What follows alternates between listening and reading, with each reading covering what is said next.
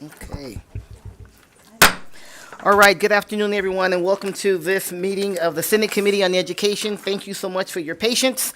I am Senator Angie Taylor, and I have the honor of running the meeting today, and we will start with roll call. Madam Secretary. Senator Buck. Here. Senator Cruz Crawford. Here. Senator Doniate. Senator Dondero Loop. Senator Rogish. Here. Senator Titus. Here. Chair Taylor.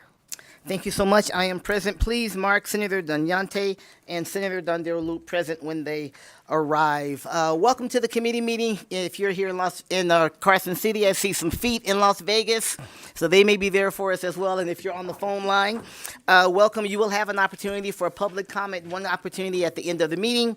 That number, if you'd like to call in, 888-475-4499, and the member ID is 8245-0898, and then 802. Again, that's for the end of the meeting, or if you have comments you want to make on the bill hearings today.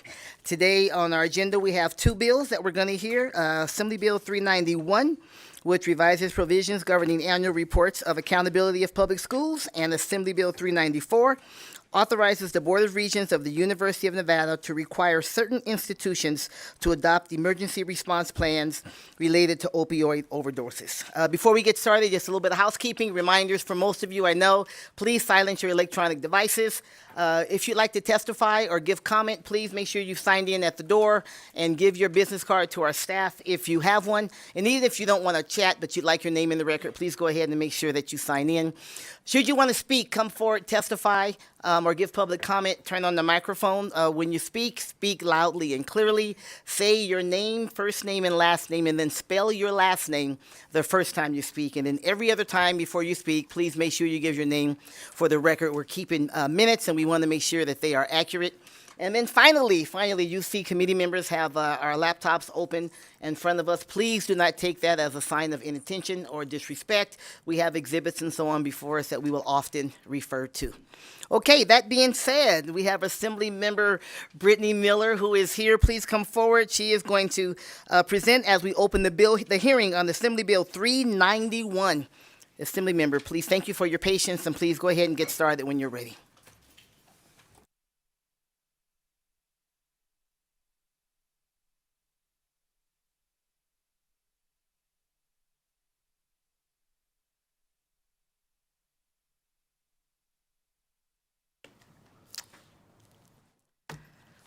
Thank you so much, Chair Taylor. Good afternoon, Chair Taylor and members of the committee. I am Brittany Miller, representing Assembly District 5, and I'm here to present Assembly Bill 391, which revises provisions governing annual reports of accountability of public schools. For some background information, Nevada's education system faces significant challenges that undermine student success and teacher retention, which increases pressure on schools and frankly creates demoralizing narratives that doesn't acknowledge the hard work of our students and staff. According to Nevada's Department of Education, K through 12 schools experienced a 25.9% rate of chronic absenteeism in the last year. As you all know, a student is considered chronically absent if they miss 10% or more of their enrolled school days, regardless of whether those absences are excused or unexcused. Research shows that missing 10 days of school in math alone is like missing the entire school year. Chronic absenteeism is not merely a statistic. It is a critical warning sign that can dramatically shape a student's academic trajectory. Consistent attendance is essential for building a solid foundation in core subjects, and these alarming rates of absenteeism signal a pressing need for targeted interventions. A Brookings publication, just one of continual research on the matter, established links between absenteeism and student achievement, referencing absenteeism as a predictor for course failure and citing its association with lower achievement in math and reading. According to the U.S. Department of Ed, students who are chronically absent between preschool and second grade are much less likely to be able to read on grade level by third grade, and 4 times more likely not to graduate from high school. According to the U.S. Department of Ed, Nevada is only behind Oregon, Alaska, New Mexico, and Arizona when it comes to the number of students who are chronically absent. That means we're 5th in the country for chronic absenteeism.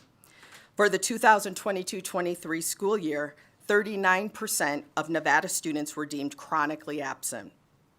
Assembly Bill 391 seeks to enhance the accountability and transparency of our education system by refining reporting requirements to include detailed, disaggregated data on student performance, including chronic absenteeism.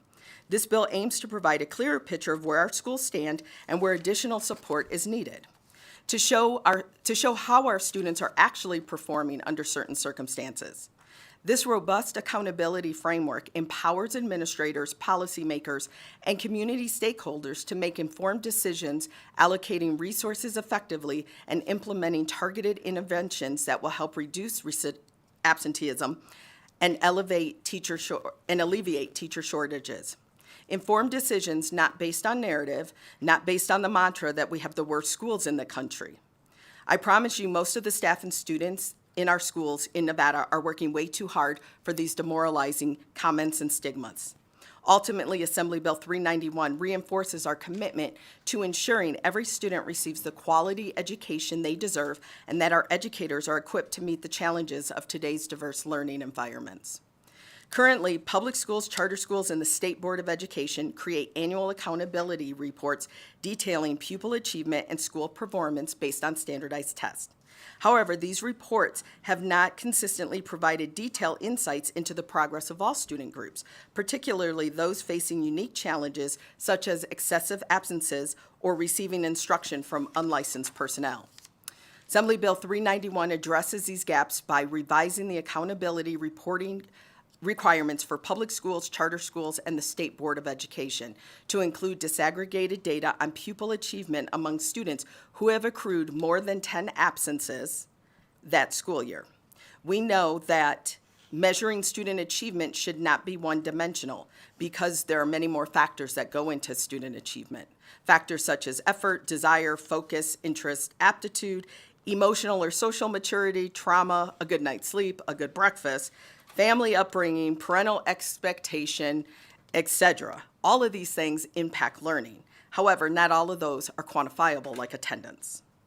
So what the bill says is that for every student that misses more than 10 absences prior to the administration of the exam that school year, they will be reported separately in comparison to those who have less than 10 absences.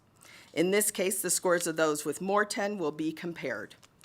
In our larger school districts, we have a window of about 2 months to administer the SBAC or the college readiness test, usually beginning in March. So essentially what the bill will say is that the tracking begins from the very first day of school until the first day of the testing window that test is administered. Now, the reprint of the bill says by the state board's window, but I'm going to make a minor amendment to that because every district is different. So the state board gives a window of when testing has to occur.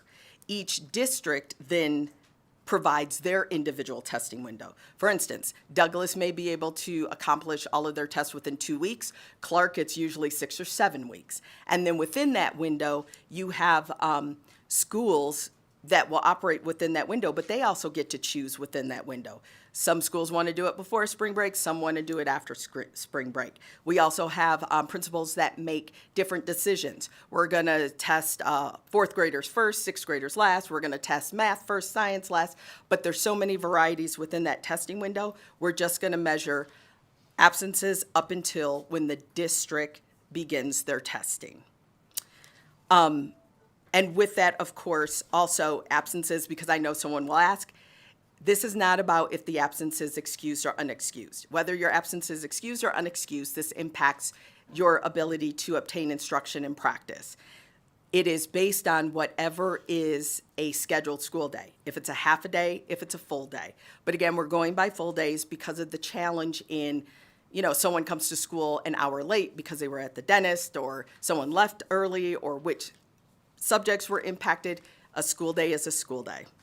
And so by refining these provisions, AB 391 aligns with our educational accountability measures for best practices, ensuring that we continue to hold high standards in our public education system. This bill represents a proactive step forward, nurturing an environment where every student has the opportunity to exceed, ultimately contributing to our state's broader educational excellence and future workforce readiness. Again, just being able to see the difference between the scores that we have for students that are in school compared to the scores of students who are not in school. And with that, I urge your support on this bill, and I am open to any questions. Thank you so much, Assemblymember. We will look to our committee for questions, and I see Senator Titus leaning in, so please, you go right ahead. Thank you, Madam Chair. Thank you, Assembly Member, for bringing the bill forward. I appreciate your passion for education. Just clarification question, really. So we're going to collect this data set of two separate items. One of the scores for kids who didn't miss any school or not at least more than 10 days, and another list of kids who did. You're going to compare the outcome data. How long are you going to continue to do this? Is there, you want to do it for one time and or two times? And that's my first question. So it'd go on indefinitely? Thank you for the pause so I can answer the first question. So, first of all, that's one of the major problems in education. Assemblymember, your name? Oh, this is Brittany Miller for the record. Thank you. You taught me. I know, but I'm the only one here. But Okay, still, all it's right, Brittany all right. Miller for the record. That's one of the major problems we have in education. You know that when it comes to human and behavioral science, a one shot does not really measure what we're looking at.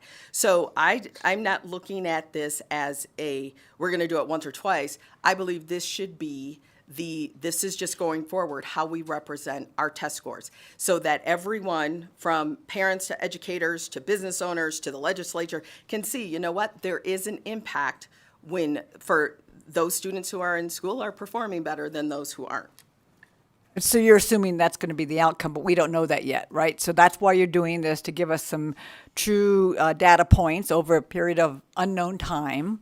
And then at some point, will you then say after 5 years, 10 years, 20 years, I'm just wondering, where's the outcome here? Who's going to review this? What are we going to use it for? And those for those purposes, so we can actually get something out of this instead of this, in 10 years we're sitting here and somebody says, why are we still doing this? It didn't show anything, or it did show something. And then is there any demand that we act on that? Thank you so much for that question. This bill does not require a demand, but again, that is essentially what I would hope would happen. Again, I would suggest please keep things in place for 3 to 5 years so we can actually see a trend, but that's what we hope happens, so that policymakers, educators, the legislature, if the data shows what I anticipate it will show, that again, it encourages us to come up with some real effective policies, expectations, standards, laws, whatever, to ensure that our students are in school. I'm sorry, can I have one more follow-up? Thank you. And so, again, do other states? Do you already know the answer to this? Have other states already done this? Or is this something that we're just going to repeat in Nevada, or no other state has done this, and it's brand new stuff? It's a thought you have, or do we already know the outcome? Well, I will. Brittany Miller. Brittany Miller for the record. Thank you. I feel there's a couple different questions in there. The first one is, do we already know the answers? Yes, you can ask most teachers. They can go right through their grade book and tell you the impact of attendance on scores. Again, I said attendance. It's not about intellectual ability. It's not about effort. There's a lot of different factors, but generally when we look at our grade book, those students with multiple absences, sometimes 40, 50, 60 in a school year, that makes a big difference. For other states, what other states are doing, I went to the U.S. Department of Ed website yesterday. Sadly, you can go to the front, but all the links and connecting things are gone. What I was able to pull is that states are doing a variety of things. So this is a chronic issue nationally, but like many chronic issues in education, Nevada is still feeling it much harder than other states are. Like I said, we're 5th from the top when it comes to chronic absenteeism. So some states are doing things like one state is going to encourage an ice cream policy where kids get ice cream cones if they come to school. Another state is instituting arrest and incarceration for parents that the students are not in school. So everything between ice cream cones and jail is the different ideas that states are doing. Specifically, no, I do not know of any other state attempting this, but I feel before we actually start making policies and those decisions, because again, a lot of it, especially younger students, it is parental. High school kids can skip, right? That's different. But in elementary school, as someone who's taught in elementary and junior high, kid gets dropped off late every single day, the same time. That's parental. Kid is out 2-3 days a week. That is parental. And so how do we encourage parents so that they can see how important school is, but also that it does make a significant difference in their child's learning and potential if we don't have the data. So this bill is just asking, let's look at the numbers, and then we have that information available to us all. Thank you, Senator. We'll go to Senator Buck. Oh, I'm sorry, Senator Cruz Crawford, you're next. You have some time, Senator Buck. Keep writing. Thank you, Chair. Thank you, Assemblymember Miller. I say this all the time, working at a Title I school. We lose so many points twice, doubly, because we go down in our academic achievement when our attendance is down, right? Just like any type of training we get, if we miss a third of it, 10% of it, we lose that training. You don't have the opportunity to submit assignments or get back that content. On top of that, when you are out, when a student is out and they come back, teachers have to pull that student and give them some one-on-one or small group, and then the whole class is affected. So I appreciate the intent of this bill. I have a few questions. I like the amendment, so thank you. But I like where you're going here with this. I think it's great. With this, is there anything tied to, so we disaggregated our maps data at our school, and we did see the students that were there every day, guess what? Their math and reading scores are higher than students that aren't there. And we were able to take that data door to door with parents that were chronically absent. So every morning we pick the top 10 students, we go to their house with their map data to show them how they're performing against their peers with their chronic absenteeism. So I think it's a tool to bring the community in, let the community know that teachers aren't failing their kids. It's a community, it's a family effort. And have you thought about tying this to the NSPF and our scores? Thank you for that question. Absolutely not. And that's Assemblymember Brittany Miller for the Yes. record. Brittany Miller for the record for the past 5 sessions. Absolutely not should this be tied to any teacher, administrator, evaluation, or school scores. Not the NEPF Yes. of the school. I do Okay, not- perfect. yeah, I do not. Okay, do not, no. great. And then I think that's something that as we collect this data, we can start having those conversations, because I do feel like most schools that are in Title I or low income lose points both in the attendance rating and in the academic achievement rating. So I think we'll uncover a lot more things that we have to deal with. Senator, can I make one response Yes. to that? This is Brittany Miller for the record. One thing I do want to clarify as well is we all know that Title I schools have certain challenges that come to attendance. What people forget or neglect is that so do non-Title I schools. This isn't something that's just something in certain communities or certain income levels. You know, I've worked at 5-star and 1-star schools, and the absentee levels at those 5-star blue ribbon high performing schools are just as high. You know, it may be for different reasons. It may be because of that 3-day Disney hopper pass every weekend, or for the cruise or the trip to Paris or the trip overseas, or you know, as I told someone lobbying me on Sony yesterday, auditioning. So there's still absenteeism, and I never want people to think that absenteeism it's just happening in certain schools. It's a thing of priority. So No, I agree. There's issues thank you. across the board, but we do have state data that does show that Title I has significantly more absences across the state due to different challenges, right? And so we try to address those and meet students where they are and families where they are.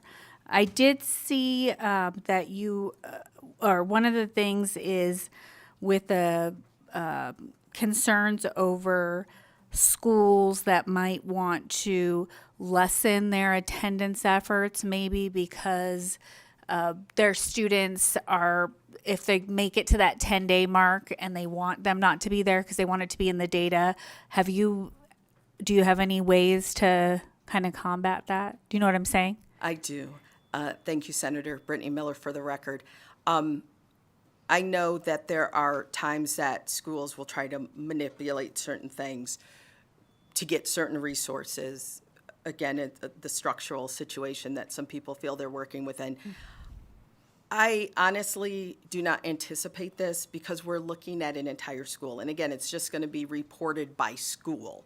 So that would take a lot of effort on staff or admin to try to lessen this so they get certain results. I really do not anticipate or hope that no one would want to do that. But again, we're doing this school-wide. Students will not be identified in any way. It would just be this school building. This is how many students these, were before, and this is how missed more than 10 days. And these are the numbers of students who missed less than 10 days.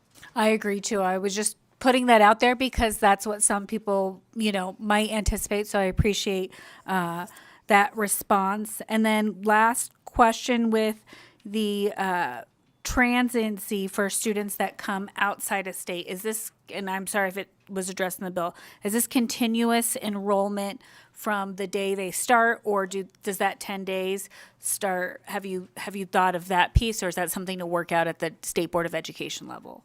Thank you, Senator. That's a great question as well. Brittany Miller for the record. Again, we're going by the most obvious, cleanest dates we can look at. I know that in certain districts, if you're absent more than 15 days or not enrolled, there's already, policies around that.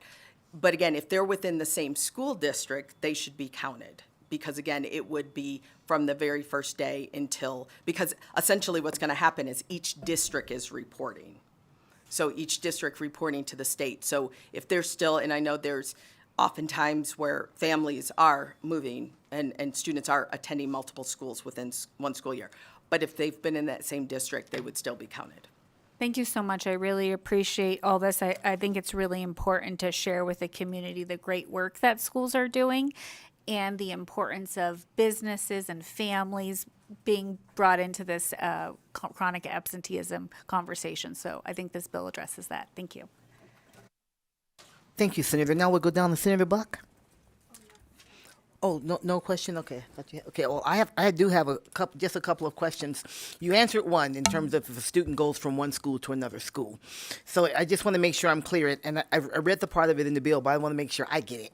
So on a partial day, does that still count as an absent day, or does that count as a day that child was in school? The kid had a doctor's appointment in the morning, they get there at 11. Thank you, Chair, for the question. Brittany Miller for the record. That would still be an absence. So a partial day or a full day, it's any regularly scheduled day. And I know that in the district that I work in, there is a policy about how many minutes, like if a student misses 20 minutes of a period, they are absent. So again, if they showed up for a half day at 11 o'clock, that's absent. So then if... For a half, yes. Okay, no, please, go ahead. So whatever the district policy is about when it becomes an absent, that's an absence. Thank you. That was going to be my question. So it's really up to wherever that district draws that line, then that child falls in that category, one or the other. Okay. Any other questions from the committee? Okay. Seeing none, Assembly Member, I'll ask you to step back if you would. And then we'll open up the hearing for anyone who would like to testify in support.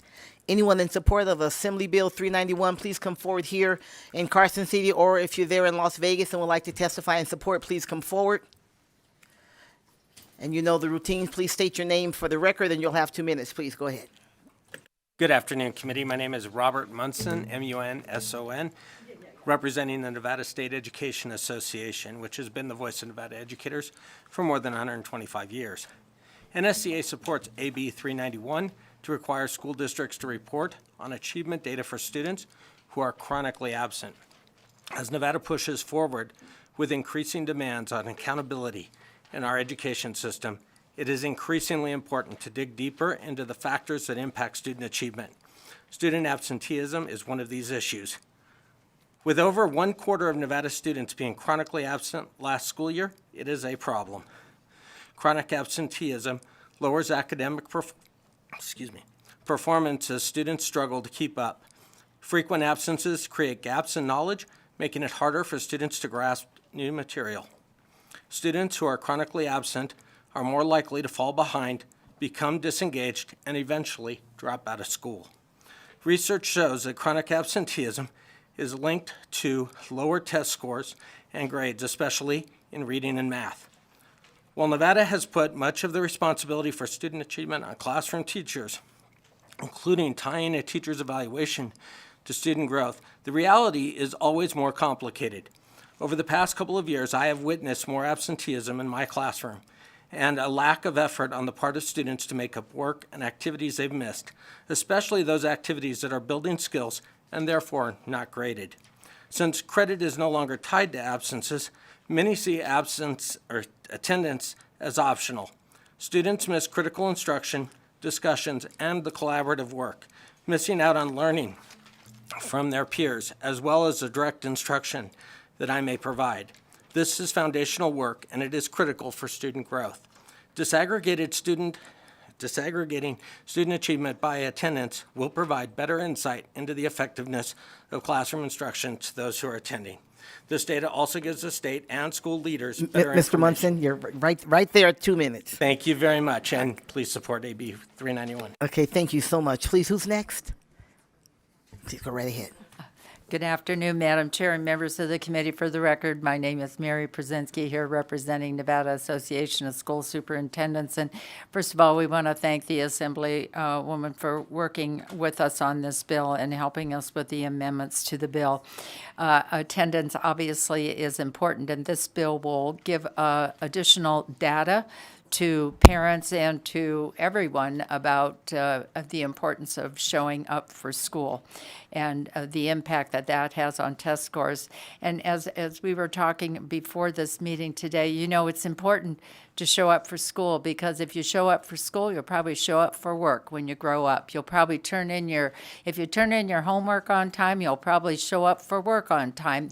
It's beyond testing, it's beyond attendance at school. It's a lifetime commitment to live up to your responsibilities as it starts in school. So attendance is really important. We support 391. Thanks.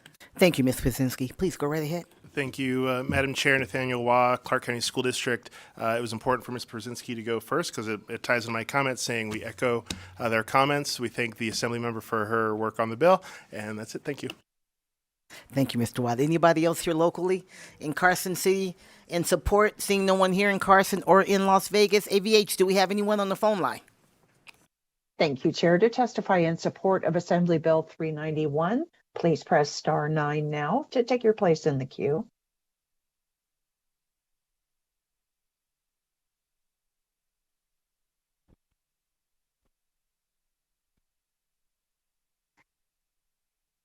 Good afternoon, Madam Chair and members of the committee. Stephen Cullen for the record. Stephen with a V. Cullen as in the now former Assemblywoman. I want to echo the previous comments for the most part, and also want to draw the committee's attention to an amendment I wrote last session with the Education Committee's blessing, and of course, the floors and enrollment related to partial day absences for medically necessary disability therapies. I appreciate your consideration. Thanks. Thank you, Mr. Cohen. Seeing no one else in, first of all, AVH, is there another caller? Chair, there are no additional callers at this time. Thank you so much. Is there anyone here in Carson City who would like to testify in opposition here in Carson City or in Las Vegas? Okay, seeing none, do we have a caller, AVH? There are no additional callers at this time, Chair.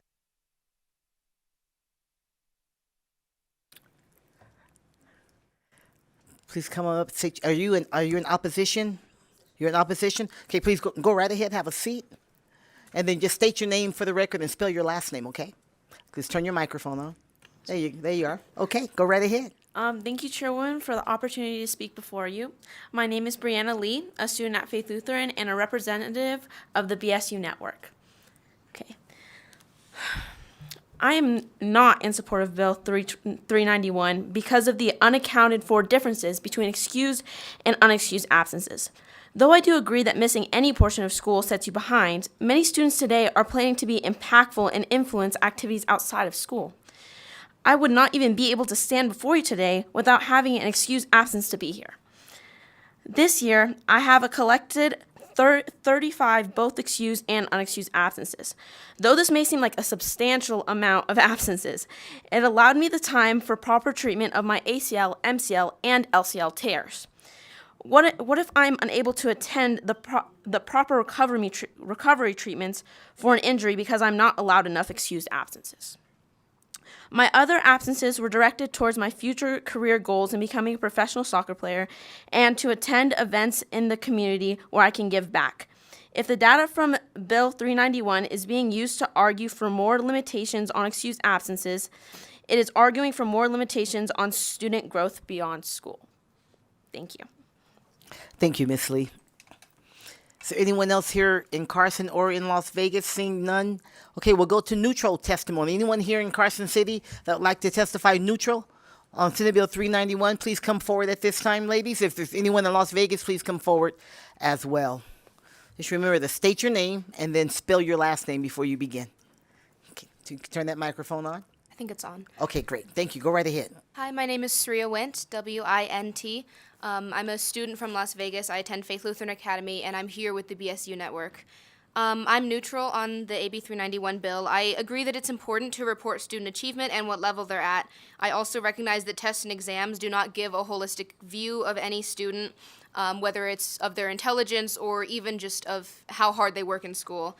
And I know it was mentioned that there are a lot of reasons for chronic absenteeism, and I think it's really important that that's noticed, that's mentioned, especially with the difference between excused and unexcused absences. And even with unexcused absences, there are a lot of people who simply don't have a choice about coming to school. A lot of people have chronic illnesses that make it so that they simply cannot come to school.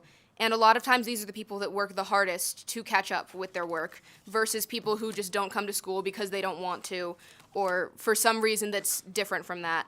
And a lot of times their attendance has nothing to do with the effort they put in or their parents or the effort that their parents put in. And this data can even skew the data of people who I think we're trying to measure who just don't make the effort to go into school. Because if these people who try really hard to come to school and do well on the tests, they do well, and then it skews the data of people who don't do well because they don't come to school. Thank you. Thank you, Ms. Wint. We're going to put that in opposition testimony. Okay. Okay, if you will, please. Thank you so much. Please go right ahead. State your name and spell your last name for the record. Thank you, Mrs. Chairwoman, and the committee for allowing me to speak. I'm Lena Lemma, L-E-M-M-A. I'm here representing the BSU network and also a high school student from Faith Lutheran. I agree with the sentiment of the bill of trying to test the difference between absent students and students who are present. Especially after COVID, I believe that students and others within my cohort had a significant decrease in motivation within school, and that has impacted how well we are able to do in school. And I think separating them students and being able to actively go and help those students who are maybe suffering within school is a great idea. However, I do question how well using standardized examination would be at achieving this. I think my big concern, especially with reading, I didn't learn how to speak English until I was 4 or 5 years old, and I massively improved my English skills because I went to an American school in Japan, and I didn't do any standardized testing. I just read and wrote, and that's what improved it.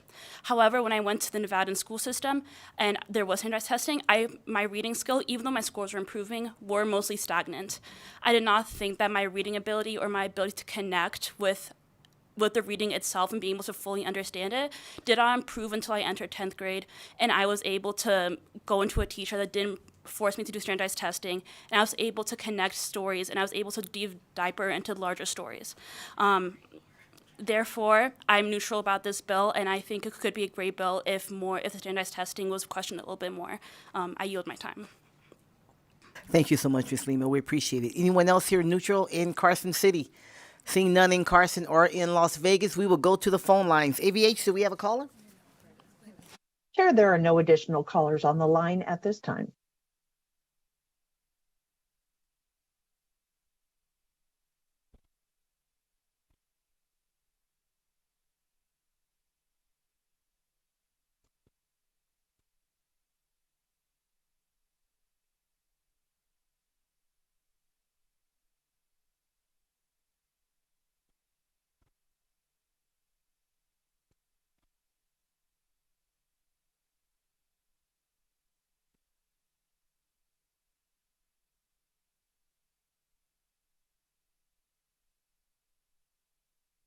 AVH, is there?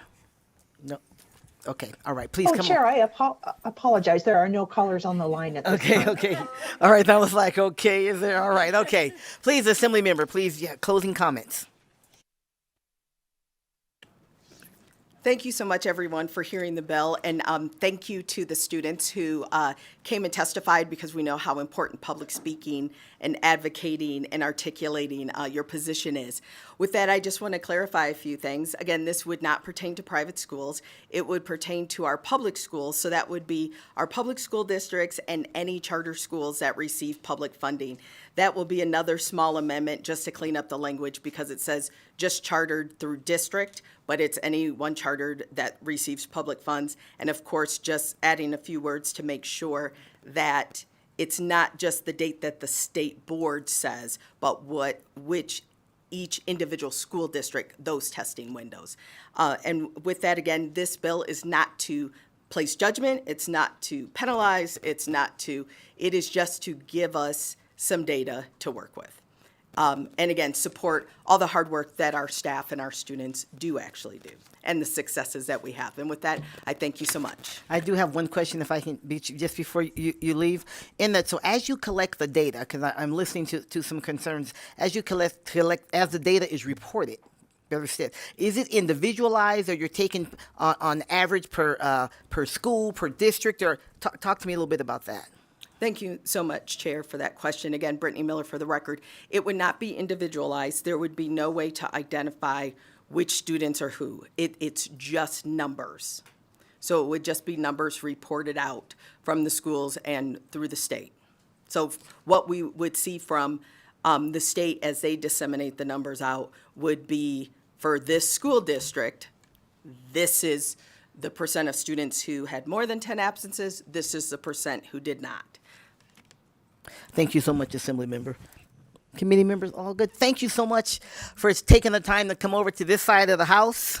Thank you so much. We appreciate it. We will close the hearing on Assembly Bill 391 at this time, and then we will open the hearing on our next Assembly Bill as I get to it. I see our presenters right here. Assembly Member Brown May, please come forward.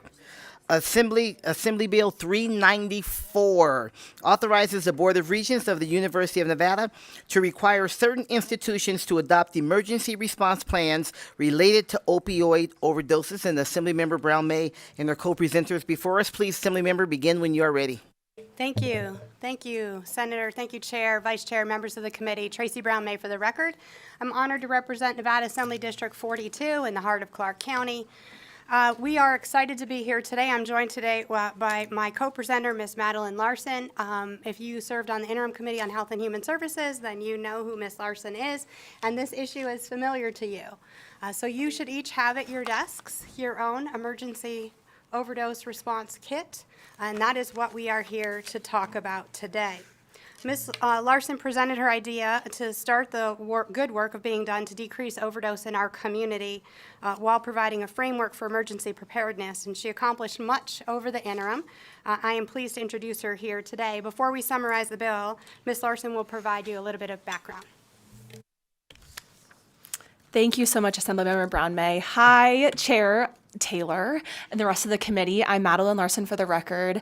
I'm so grateful to be here today and very happy. This has been a lot of work in the interim, like Chair Brown May said, or Assemblymember Brown May mentioned. By way of background, this issue originated within my 7 consecutive years as a University of Nevada Reno student from 2017 to 2024. During those years as a student, I noticed a lot of drug use. Now, really, this isn't unusual because college and young adult years are a time for experimentation. But what was unusual to me was the inability to find access to harm reduction tools across the university's campus to empower students to use drugs safely. Over the past several years, overdose deaths have skyrocketed due to fentanyl being in just about any and all illicit substances you can find. And with that, harm reduction tools such as naloxone, also known as Narcan, an opioid overdose reversal medication, have been becoming widely accepted and available for the layperson's use. With the widespread availability and acceptability of naloxone, I thought it was truly a no-brainer for the Nevada system of higher education institutions to supply it to their students. At the crux of this issue, I do not want one of my fellow college students, colleagues, faculty, staff, or their loved ones to die because they or their friends did not know where to get naloxone or how to use it. This type of scenario is simply unacceptable for the tools we have access to now to prevent death from adulterated substances. Now we will summarize the bill.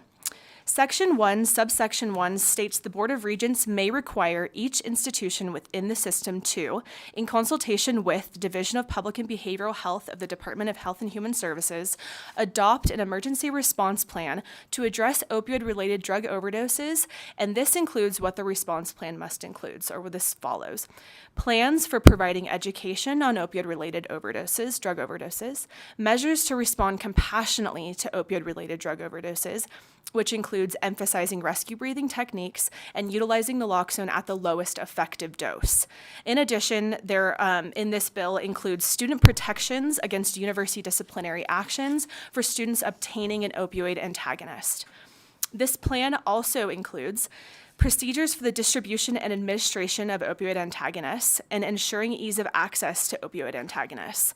Subsection 2 identifies that each institution within the system may tailor their emergency response plan to meet the needs and capacity of the institution implementing the plan. Subsection 3 identifies that an emergency response plan described in subsection 1 may not require a person to complete any training in order to obtain or administer an opioid antagonist. Subsection 4 notes the Board of Regents may adopt a model emergency response plan to assist institutions in developing their individual emergency response plans. That is the entirety of this bill. Thank you so much for the opportunity to present to you today. We're happy to answer any questions. All right, thank you so much, Assemblymember Brown May and Ms. Larson. Any questions from the committee? Senator Rogich? Thank you, Chair, and thank you for bringing this bill. It's so very important. And I just wanted to know if you foresee it being similar to what we have with the defibrillators in public places on the campus. Is that what the intent is? Thank you, Senator Tracy Brown May, for the record. Eventually, we would love to get there. We were not able to do that through this measure, but yes, that would be the ideal and what we would hope to. With all of the work that was done with NSHE and all of their individual institutions, each one of those institutions currently has an emergency response plan relative to overdose and how they respond. So we want to be able to give NSHE the opportunity to collaboratively work with each of those institutions to be able to tailor what their outcomes would be. We did have conversations about how do you fulfill just a first aid kit, right? That is available in every commercial business, right? Every business has a first aid kit if you have a number of employees in particular. How do we now get that and the awareness of what overdose is there? I would look forward to continuing this conversation, although that is not what this measure does. Thanks for the question. Thank you, Senator. Senator Titus? Oh, I'm sorry, Senator Rogich, you had a follow-up? Please go right ahead. In getting familiar with how this works, how quick is the response in the event of an emergency? So you have an individual that you suspect has overdosed. When using this product, is it a quick response, or is there something that has to occur in addition to administering this product? Thank you, Senator. I'm not a medical doctor. I would defer to Senator Titus, as she probably has more information relative to an emergency response. It's my understanding that when you do the administration of this, it reverses the overdose immediately. Senator Titus, you want to take the tape? No, I'm kidding. Would you mind? Okay, we'll go, please. We'll go ahead and take your question and see if you responded to Senator Rogich. You're good? All set? Okay, Senator Titus, in the microphone, you have a question anyway, so you can answer that on the record if you would. Yeah, Thank you. I would say that the response is pretty amazing. I've used it multiple times in emergency room, and it is pretty amazing. Having said that, however, my question actually is, this is enabling language. Is there anything that prevents the Board of Regents from asking their schools to do this now? Thank you, Senator, for the question. Tracy Brown May for the record. There is not, and they have done some really good work on that. When you get into support testimony, you will hear, and she will be here, the Board of Regents is here. Every one of our institutions has come in support of this measure, and I think collaboratively there's been a lot of really good work done in the interim to help them create a more coalesced emergency response plan. Thank you, Senator Titus. Vice Chair Dondero Loop. Thank you very much, Madam Chair. Can you describe to us how students currently find help on a campus? Thank you, Senator. Tracy Brown May for the record. Every single campus is different. For example, UNLV, you have access to naloxone out of the pharmacy or another location, right? So that is different for UNR and their deployment. So every campus has its own, or every institution has its own emergency response plan. Through this measure, we're hoping to be more coordinated and systematic in that effort.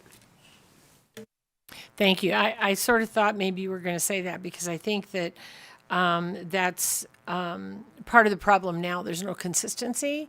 So if you go from, say, UNR down to UNLV, or you're at CSN and you go over to UNLV, right? No matter where you go, there's no consistency. So you wouldn't know how to get help. Thank you. Thank you, Madam Vice Chair. Senator Cruz Crawford. Thank you, Chair. Senator Cruz Crawford. Oh, keep thinking on the Board of Regents. Thank you so much for bringing this forward. It freaked me out. My daughter's a student at UNR, so I text her, like, do not take any drugs. Like, there's fentanyl. And, every time I have this conversation, it just scares you as a parent because, our kids are so vulnerable. I do want to let you know, as a principal of CCSD, we do have a protocol where we have the emergency response buttons, and we push them a number of times, and a team runs to that location with a Narcan, with an AED.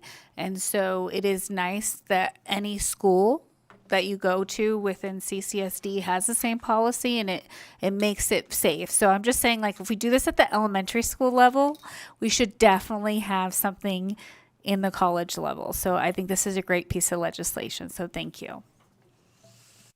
Thank you, Senator.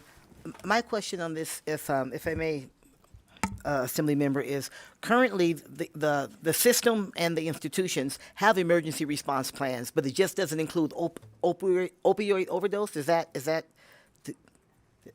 do I understand that correctly, or did I miss that somewhere? Madeline Larson for the record. Yes, that's correct. There is NRS with emergency response plans for a variety of different things. I don't know all the different subsections of it, but yeah, opioid overdoses would be now included in that within this legislation. Thank you. I see. Thank you so much. Other questions from the committee? Okay, seeing none, we will invite the two of you to step back if you would, and then now we will open the hearing for testimony in support. Anyone here in support of Assembly Bill 394, please come forward. If you're in Las Vegas, please come forward as well. We'll get to you in just a moment, and then we'll get to the phone lines. Please go right ahead. Good afternoon, Chair, members of the committee. For the record, Alejandro Rodriguez, Nevada System of Higher Education. We're pleased to support this bill, and she's very much in support. We appreciate Assemblymember Brown May and Ms. Larson working with us throughout the interim. They gathered a group of institutions. All the institutions had representatives. We had representatives from University Police Services, both in the north and the south, trying to address this very important issue. So we look forward to continuing to work with her on this, and we are proud to support and urge your support. Thank you. Thank you, Mr. Rodriguez. Please go ahead. Hello, Chair, members of the committee. Sheila Bray with University of Nevada, Reno. I echo a lot of what Mr. Rodriguez had said. Ms. Larson and Assemblymember Brown May pulled us all together during the interim to really work on this issue and develop something that we think is in a really good place and something we can help streamline across the campuses. So we're in full support. Thank you, Ms. Bray. Please go right ahead. Good afternoon, Chair and Committee. My name is Sabrina Schnur, Sabrina Schnur. I'm here today on behalf of the Nevada Public Health Association and the Nevada Psychiatric Association, and we are in full support and wish a great job to Ms. Larson on that one.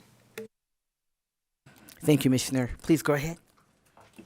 Good afternoon, Chair and committee members. My name is Ryan McInerney. That's spelled McInerney on behalf of Nevada State University, and we are in full support of this bill. Thank you. Thank you, Mr. McInerney. Please go right ahead. Thank you, Chair Taylor and members of the committee. Kanani Espinoza with the Roe Law Group on behalf of UNLV. Echo the sentiments of my colleagues. UNLV is in full support. Thank you. Thank you, Ms. Espinoza. Please go right ahead. Hi, I'm Madison Fowler, Fowler.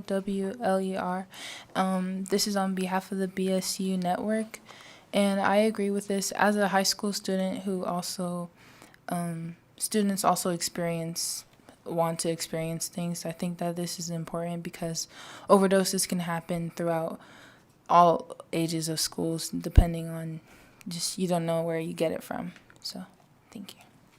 Thank you, Ms. Fowler. Please go right ahead. Yvette Williams, Chair of the Clark County Black Caucus, Executive Director of the BSU Network. Speaking today in support Clark County Black Caucus, we do a tremendous amount of work in the area of mental health, including our peer ambassador program with our BSU students. Mental health is a big issue, and we know that drug use is related to mental health issues. And so we are in support of this bill, happy to see it. Love to see more of this type of legislation. And I'd like to just give a shout out to Assemblywoman Brown May. She does incredible work, and we appreciate her bringing this forward. Thank you, Ms. Williams, and thank you for bringing the students up to see us. It's very, very cool. Welcome them so well. Absolutely. Yeah, they feel You very bet. welcome. Thank you so much. Please go ahead. Kent Irvin, Kentervin for the Nevada Faculty Alliance. We support the bill. We see this measure, along with the mental health that was just mentioned of our students, and the safety issues after the December 6th tragedy at UNLV, as all part of what we need to do for our students to keep them healthy and safe. Thank you. Thank you, Mr. Irvin. Please go ahead. Good afternoon, Madam Chair and members of the committee. Sarah Adler, Adler, for the Nevada Opioid Treatment Association. So NOTA is a group of OTPs, opioid treatment providers here in the state, and they welcome this policy because emergency response will be followed by awareness, and then that can be followed by treatment. So when our NC institutions have a consistent policy in place, it will be easier for treatment providers to reach into those systems and make their services known and available to students. Thank you very much. We urge your support. Thank you, Ms. Adler. Please go right ahead. Let's get that microphone on. There we are. Okay. The long reach. All right. Madam Chair and the entire committee, thank you for this opportunity to speak in favor of the presented proposal. Ms. Larson and the Assemblywoman did a remarkable job presenting the facts. The potential damage that can be done on the campuses of INSHE, not just through students, faculty, staff, but for everybody who is on our campus. We already use preventative measures.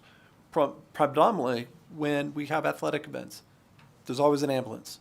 Throughout our campuses, we have epinephrine pens for peanut allergies. This is another option available to assist with a secure location for our faculty, our staff, but most importantly for our students to continue their higher education. Thank you very much. I fully support this proposal. Thank you, Mr. Regent. Just give us your name for the record. Forgot about that. Yeah, forgot about that part. Come on up. Joe Arascada, spelled Arrascada. Thank you, Regent Arascada. Please go right ahead. Hi, Surya Went, speaking on behalf of the BSU Network and Faith Lutheran High School. I think it's incredibly important to provide drug education, especially to college students and people doing higher learning.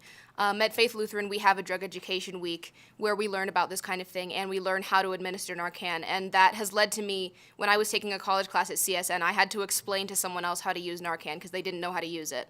And I think if our grade is learning about it, then people of that age who use it even more than we do should definitely have to learn about it.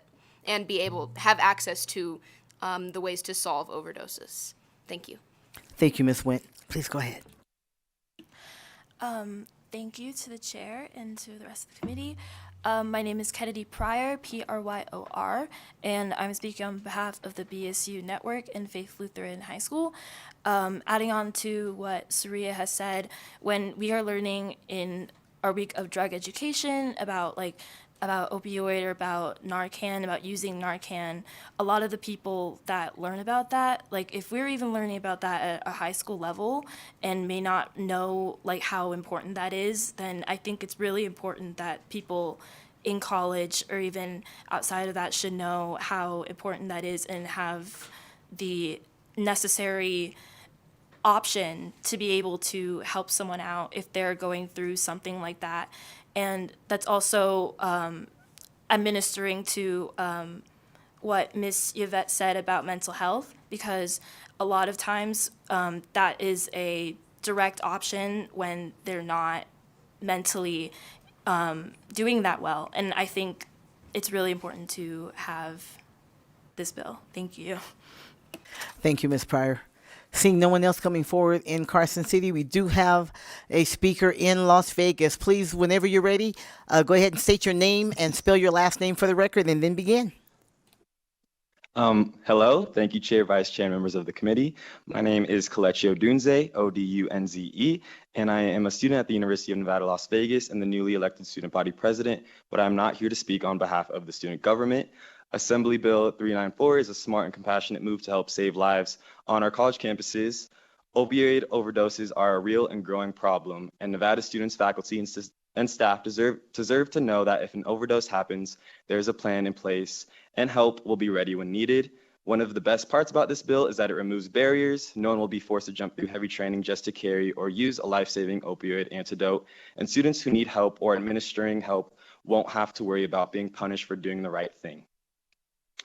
This kind of approach in this bill is going to help save many college students' lives. So thank you to Ms. Larson and Assemblywoman Brown May for creating this bill, and I hope it passes. Thank you. Thank you so much for being there. Seeing no one else in Las Vegas, we will go to the phone lines. ABH? Thank you, Chair. The public line's open and working, and there are no callers at this time. Thank you so much. Do we have anyone who would like to testify in opposition? Any opposition testimony to Assembly Bill 394? Seeing none in Carson City and no one there in Las Vegas. ABH, did a caller sneak in? Chair, there are no additional callers at this time. Thank you. And now we'll go to neutral testimony. Anyone who would like to testify neutral here in Carson City or in Las Vegas? Seeing none. AVH, one more time. Yes, ma'am. The public line is open and working, and there are no callers at this time. Okay, thank you so much. We will see where are there our presenters. Would you like to come up and have closing comments, Assembly Member Ms. Larson? Assembly Member Brown May? Thank you, Chair, Vice Chair, members. Tracy Brown May for the record. We're really excited to have this opportunity. As you can see, rarely do we have such wonderful support around a singular issue with no opposition. We'd be happy to entertain an amendment to add anybody onto the bill if you so desire. With that, we are officially thanking you. Thank you so much for bringing the bill, Assembly Member and Ms. Larson. We appreciate it. Seeing no more questions or anything from the committee, we will go to the last item on our agenda. The last item on our agenda is public comment. If you would like to make public comment here to the Senate Committee on Education, this is regarding nothing that's been on the agenda and additionally something that is in the purview of this committee. That number is 888-475-4499. The meeting ID is 8245-0898-802. Any public comment at this time, please come forward in Carson City or in Las Vegas. Yvette Williams, you never give an activist an opportunity to speak about another issue. You have 2 minutes, Ms. Williams. You have 2 minutes. I just want to, and it's not going to take me 2 minutes, I promise. You know that we are very much concerned about the mental health of our youth. And so I'm coming before you again to make another plea that the state of Nevada fund fully every student in the state of Nevada access to mental health professional through telehealth, which is affordable to the state. There's a lot of opportunities out there for this to happen. I still don't understand, and I can't understand why we haven't done it yet. So I am going to plead the consciousness of this committee to please, these children need it desperately. They're not well. Some are, but too many of them are not well. Not to offend y'all, but yes. So please, please, please, there are things in the work now that we're going to be able to provide some services to our rural with the help of United Health Plan, but it's not enough, and we can do better. So I just please, please help our children. Thank you. Thank you, Ms. Williams. Seeing no other public comment here in Carson City and none in Las Vegas, AVH will go to the phone lines. Any public comment? Chair, your public line is open and working, but there are no callers at this time. Okay, thank you very much. That concludes our meeting. We will meet here again at 1 o'clock on Wednesday. We are adjourned.